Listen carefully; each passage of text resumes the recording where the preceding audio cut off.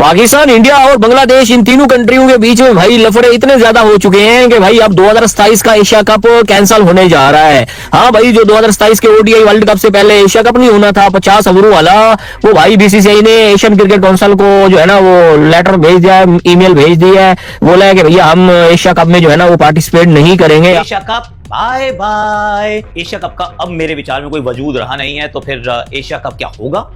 नहीं सर, अब बीसीसीआई का ये हक बनता है, ये फर्ज बनता है कि कहते हैं यार तुम खेल लो आपस में, हम वी आर आउट। जो कंट्रीज अपने सिस्टम को टॉप पे रखना चाहती हैं, अपना मेरिट का सिस्टम टॉप रखना चाहते हैं, वो फिर इस किस्म के फैसले करते हैं। आगे यहाँ पे क्या इंडियन टीम बांग्लादेश ट्रैवल करेगी या हाइब्रिड मॉडल का तमाशा फिर से होगा? आई थिंक बांग्लादेश में हाइब्रिड नहीं होगा, वो टूर्नामेंट शिफ्ट कर लेंगे वहां से, उनके लिए हाइब्रिड वगैरह नहीं। और दूसरी चीज बांग्लादेश, आपको लगा बांग्लादेश से शिफ्ट हो जाएगा तो पाकिस्तान पुश करेगा बांग्लादेश को, जैसे उन्होंने भी किया। वो अब ये बर्बाद कौन होगा? बांग्लादेश। दोस्तों, इन भिखारियों के रोने की आवाज तो सुनो। अभी तो साल 2027 आने में वक्त है, लेकिन पाकिस्तानी मीडिया का रोना धोना अभी से शुरू हो गया। बात करते हैं कि बीसीसीआई ने एशिया कप कैंसिल करवा दिया। अरे भाई, जब तुम लोग सुधरने का नाम नहीं लोगे, तुम्हारी हरकतें सुधरेगी नहीं, तो बीसीसीआई क्या तुम्हारे वहाँ बिरयानी खाने आएगी? सीधा हिसाब है, no India no Asia Cup. बिना भारत के तुम्हारा यह टूर्नामेंट गली क्रिकेट बन जाएगा, समझे? अब हमारे वाले अपनी क्रिकेट को सीरियसली ले रहे, तो आप क्यों ले रहे हैं इतना? हमारे यहाँ पे कोई भी मेरे ख्याल इस चीज को बुरा नहीं समझेगा। हमारे ये है कि कई बार ना हम अपना पड़ोसी देश जो हमारा श्रीलंका है, जो हमारा अफगानिस्तान, उनको हम उनके लिए हमें कुछ अलग कर देना चाहिए। इनको दोनों को निखट्टों को बाहर करो, वो है इनकी हरकतें ऐसी हैं। अभी कह रहे थे कि इस बार अगर बीसीसीआई झुक गया, मतलब बीसीसीआई ने मान ली शेड्यूलिंग कराने पर पार, तो उससे बेकार चीज नहीं होगी भाई। आज ये चीज जा रहे हैं ना, ये वर्ल्ड कप से बाद, आज के बाद अगर एशिया कप होता है भाई, अभी पॉलिटिकल समझ गई, बातचीत बन गई, कुछ हो गया भाई, सुधरने को कोई हो जाता है ना राजी। बांग्लादेश, पाकिस्तान तो छोड़ दो, पाकिस्तान तो गया गुजरा हो चुका है, लेकिन अगर बांग्लादेश आज से 5 साल 7 साल 8 साल बाद कभी सुधर गया, कुछ हो गया वहां पे, तो बात अलग है। अदरवाइज एशिया कप क्रिकेट इनके साथ खेलने का मतलब हम आतंकवाद को पनपा रहे हैं। क्योंकि अब एशिया कप 2027 जो है वो आपका 50 ओवर फॉर्मेट में हो रहा है, तो ये विराट कोहली के लिए बहुत बड़ी अपॉर्चुनिटी है कि अपनी 100 सेंचुरीज में कुछ मैचेस और बढ़ेंगे। भारत ने अपने उस कप्तान को जिसने वर्ल्ड कप एशिया कप जितवाया यार, उसको वो बरतरफ करने जा रहे हैं। इंडियन मीडिया ने रिपोर्ट किया है, अभी बताता है ना, नहीं हुआ, लेकिन तमाम इंडियन चैनल्स पर वेबसाइट पे खबर आई हुई है, और यहाँ तक के नए कैप्टन के नाम भी आ गए। इंडिया ने ट्रॉफी मांग ली जी, कि हमें ट्रॉफी दे, भीख मांग रहे हैं, इज्जत से मिल रही।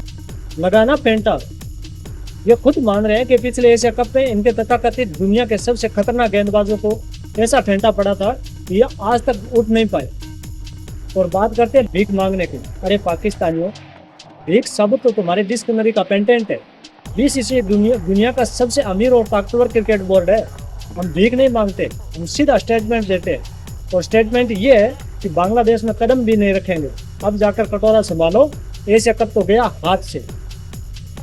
उससे पहले जो 2023 का एशिया कप था वो पाकिस्तान होस्ट कर चुका था, और वो हाइब्रिड मॉडल के ऊपर हुआ था, अगर आपको याद हो, ठीक है, और श्रीलंका में, और जिसमें हमारा बस हम यहाँ एयरपोर्ट पे नजर आते थे या ग्राउंड में नजर आते थे, वो वाला एशिया कप। और जहाँ पे मिथ ब्रेक हुई थी कि हमारा जो पेस अटैक है वो दुनिया का सबसे लीथल पेस अटैक है, चौधरी उस एशिया कप में हमारे फास्ट बॉलर्स को ऐसा फेंटा पड़ा था ना, और ये ऐसे लेटे थे कि उसके बाद इन्होंने कसम खाई भी हम नहीं। आपने जिस तरह सूर्य कुमार यादव की बात की है, अब हालांकि उसकी आप T20 की परफॉर्मेंस देखें, आखिरी 13-14 मैचेस में उसने 3 50 किए हैं 15 मैचेस में, ठीक है ना, 3 50 किए हैं। हमारे यहाँ पे कोई भी मेरे ख्याल इस चीज को बुरा नहीं समझेगा। हमारे क्या, दुनिया की किसी क्रिकेट की टीम में उसको कोई बुरा नहीं समझेगा यार, अगर 15 मैचेस में एक T20 कप्तान जिसने वर्ल्ड कप भी जितवा दिया, सब कुछ कर दिया, एशिया कप जीते, सब कुछ जीते, ठीक है, उसको हम अब अगर बाहर करने की कोशिश कर रहे हैं T20 के फॉर्मेट से, तो ये तो बड़ा अजीबोगरीब चक्कर। हालांकि उसकी परफॉर्मेंस तो बुरी नहीं है, टीम की अच्छी परफॉर्मेंस, टीम जीत रही है, तो इसका मतलब कप्तानी अच्छी कर रहा तो टीम जीत रही है ना।